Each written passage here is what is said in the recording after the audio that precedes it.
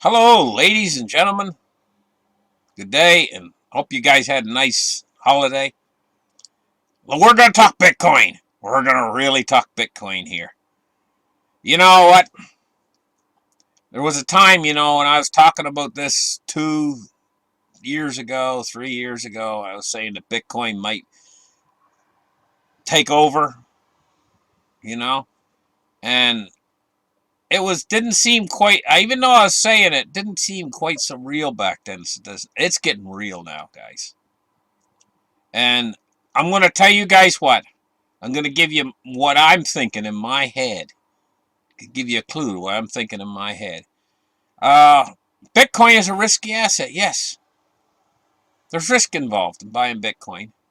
And for those of you out there who think there's no risk, there is. I'm going to lay out the risks for you in this program. I think there's about probably a 20% chance that the central banks will turn on cryptocurrencies. And if you don't think that that's a potential risk, you should, right? But I'm giving it about a 20% chance that they'll turn on the cryptocurrencies and that they could knock the price down tremendously. They could bring the price down to its knees. Under 1,000 per coin. That's what they could do if they turn on it. But I'm only giving that about a 20% chance of happening, right? Now, there's other things that could happen with Bitcoin. One is called a 51% attack, where the network is attacked. I'm only giving that about a 1% chance of happening. Very slim chance of happening. Almost nil. 1%. Let's say 1%. Okay, so we got 21% there. Very negative. Well, what about some other altcoin or something taking over the network and moving itself into Bitcoin's position and Bitcoin moving down? In other words, some other coin out there taking over and becoming the king, and Bitcoin not the king anymore, which could take the Bitcoin price down tremendously. I'm only giving that about a 1% chance of happening. So we're at what are we up to? 22%, you know? And all these other things, like maybe some sort of a network disruption or some sort of fault in the code or something like that. That's only a 1 or 2% or whatever chance. So let's say all the negative things. Let's pile them all over in this corner over here, and let's say we got a 25% chance of negativity entering in that would basically take Bitcoin out. But what's the opposing side to that? That means we got 70% or a 75% chance of success with Bitcoin. Bitcoin being successful to the bitter end. And this is the way I'm thinking in my mind, 75% chance. So if it takes that 75% chance, which is 3/4 of the possibility, the range of possibilities, what's it going to do? What's Bitcoin going to do? Well, if it takes that 75% chance, I'll tell you what I think it's going to do. I think it's going to continue doing what it's been doing ever since 2009 until now. Well, you ask yourself, well, what has it been doing? It's been going through these surges. And every time it takes one of these surges, people always think to themselves, well, I can't go any higher than this. You know, I've seen a number of these surges going all the way back to one of the initial ones, I think, when it went up to $260, you know, from like $30 or something like that. But there was ones before that. When we go back further in time and we examine these surges or these we'll call them a rally, and then it falls off. The initial ones, it was only like 5 cents, and it went up to like 30 cents or whatever. Everybody's happy. Wow, look at the price of Bitcoin. 30 cents. Wow. you know? But this is a repeated pattern that it's done, going all the way back to 2009. And we're in one of these surges right now, or these rallies right now. And they always follow a certain theme. And or a pattern. And one of the major patterns that I notice is that mid-rally, you'll see the Bitcoin itself as the dominant coin. You'll see that drop back somewhat. Now, if it's not in a rally, the Bitcoin dominancy is like 60 or higher than 60. It gets in a rally, it starts dropping back toward 50. How you know you're in mid-rally when everybody's buying into the altcoins and the Bitcoin price isn't moving up that much? Isn't that what's happening right now? Bitcoin prices staying in around 59,000 and these other coins are moving up, and so it's increasing the market cap. That's what we're seeing right now, you know. And also I want to talk about the market cap itself. How long did it take us to reach the first $1 trillion in the industry? Well, it took us almost the entire time from 2009 until now to reach the first trillion.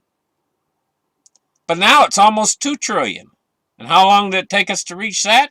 Weeks. You can measure it in weeks. You know? So we see this rally that we're in right now.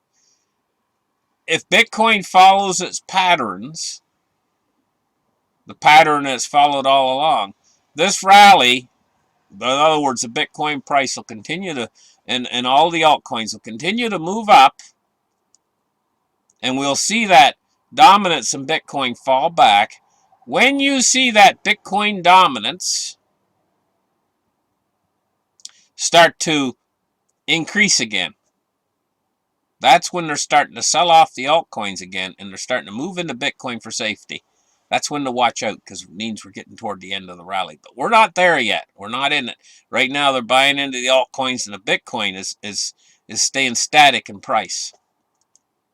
Okay? But it's going to do, in my mind, it's going to do like it's been doing all along with these rallies and then a big fall off. I don't think this fall off is going to be as big either as other ones we've had. Like when it went up to $20,000 and fell back down to like $3,000. It was a huge fall off. I don't think we're going to have a huge fall off. And I think we're going to see more price stability the higher the Bitcoin price goes. So when it gets up to 100,000, 200,000, we're going to see the price stability start to come in. And we're also going to see another very unusual thing happen when the price starts to exceed like 100,000, 200,000. I think what we're actually going to see is the transactions on the Bitcoin network drop back somewhat. And, you know, this has been one of the big things naysayers have said all along. Oh, Bitcoin's only capable of 7 transactions a second. It can never be this or never be that. Well, what do they do with gold? When it comes to transactions, real gold. How often do they move it? Big and heavy, sits in vaults. And you know, generally it makes the news when they move it. Like Germany demands their gold back or whatever, you know.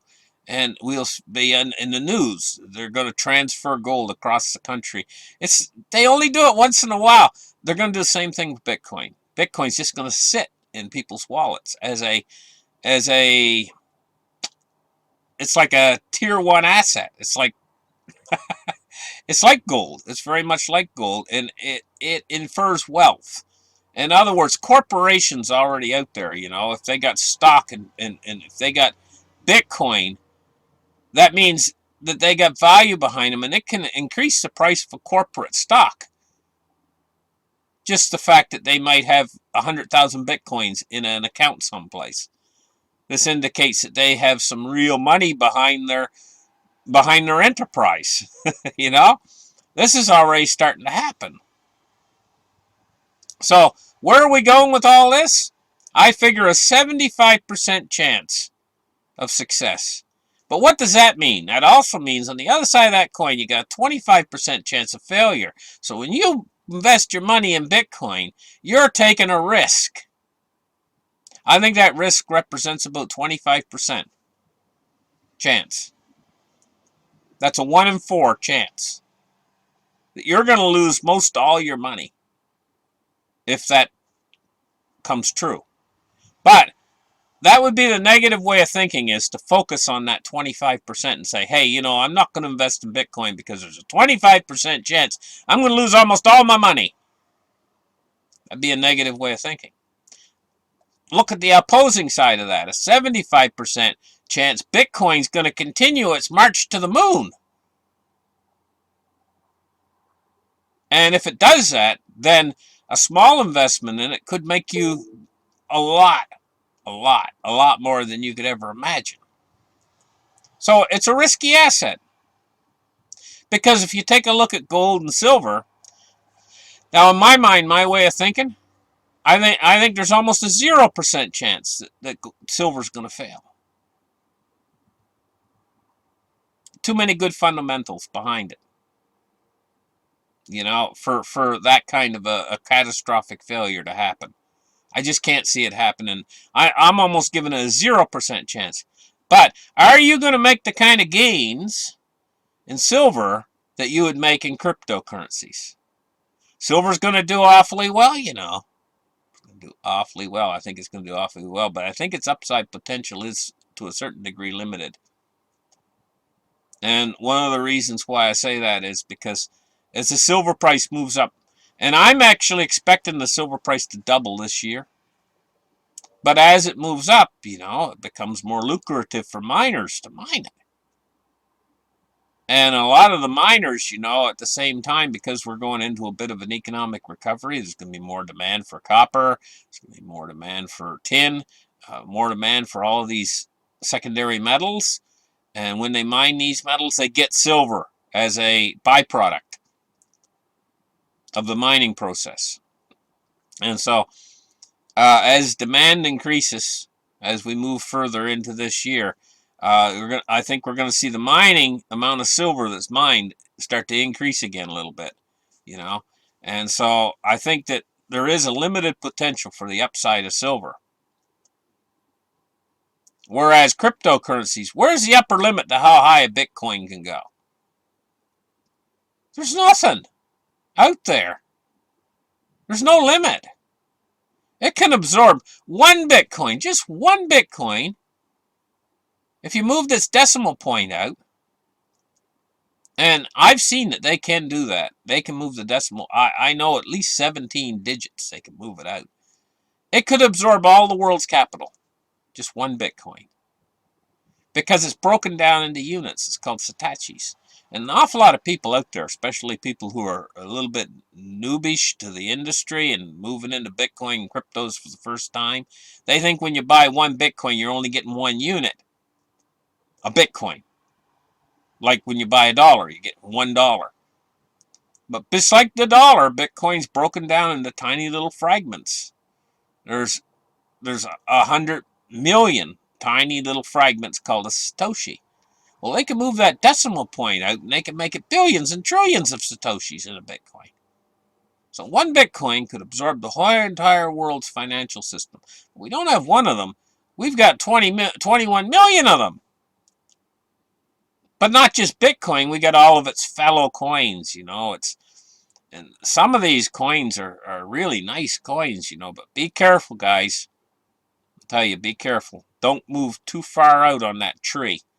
Like Bitcoin is the big stump, you know, and you got these branches coming out, and that's the altcoins, you know.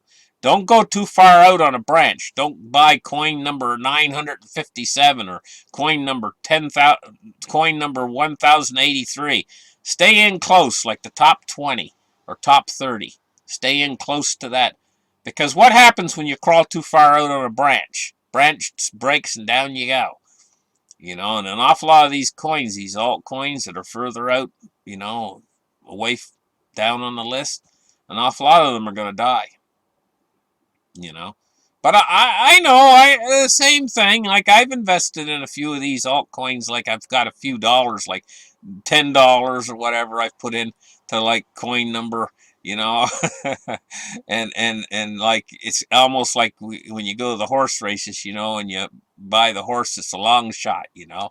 The payoff can be really big if you hit it right. But you gotta understand, that's gambling.